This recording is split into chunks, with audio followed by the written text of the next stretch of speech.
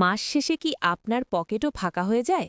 ভাবছেন সঞ্চয় করবেন, কিন্তু মাসের ১০ তারিখ পার হতেই হিসেব আর মেলাতে পারছেন না? চিন্তা নেই, একা আপনি নন। বিশ্বজুড়ে লাখ লাখ মানুষ এই সমস্যায় ভুগছেন। কিন্তু আজ আমি আপনাদের এমন ৫টি সহজ উপায় জানাবো যা আপনার জমানোর অভ্যাসকে বদলে দেবে। চলুন শুরু করা যাক।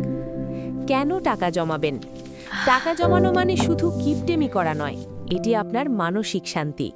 গবেষণায় দেখা গেছে, যাদের আপৎকালীন কিছু জমানো টাকা থাকে তারা অন্যদের চেয়ে অনেক কম দুশ্চিন্তা করেন এবং তাদের ঘুমও ভালো হয়। হঠাৎ অসুস্থতা বা চাকরি চলে যাওয়ার মতো বিপদে এই জমানো টাকাই হবে আপনার সবচেয়ে বড় বন্ধু। জমানোর ৫টি জাদুকরি টিপস। ১. বাজেটিং হবে প্রথম অস্ত্র।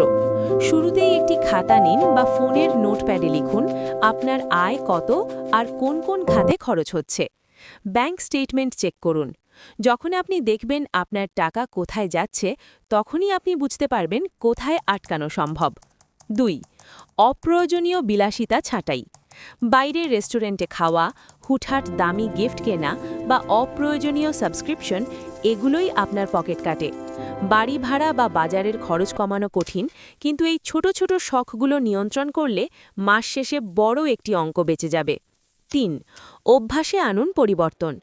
ধূমপান বা আবেগের বশে অদরকারি কেনাকাটা করার অভ্যাস ছাড়ুন। শুনতে কঠিন মনে হলেও এটিই সবচেয়ে কার্যকর উপায়। একটি মাস চেষ্টা করে দেখুন, তফাৎটা নিজেই বুঝবেন। ৪. অফার আর বিজ্ঞাপনের ফাঁদ এড়ান। ৫০% ছাড় দেখলেই কি আপনার কিছু কিনতে ইচ্ছে করে?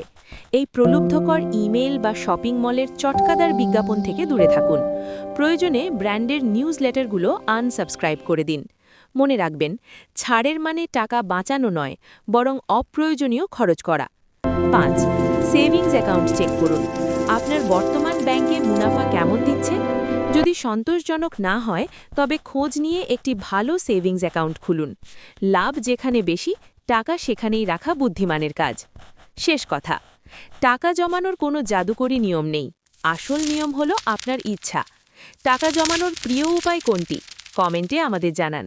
ভিডিওটি ভালো লাগলে লাইক দিন এবং এমন আরও ইনফরমেটিভ ভিডিও পেতে বাংলাদেশ ইনসাইট চ্যানেলটি সাবস্ক্রাইব করে রাখুন।